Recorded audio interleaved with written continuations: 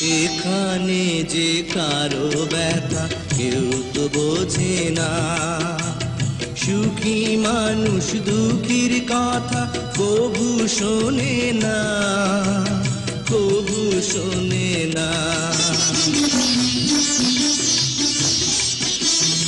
এখানে যে কারো ব্যথা কেউ তো বোঝে না, সুখী মানুষ দুঃখীর কথা কবু শোনে না, কবু শোনে না। খোদা তোমার কাছে বান্দা তোমার রহম চায়, তোমার রহম চায়।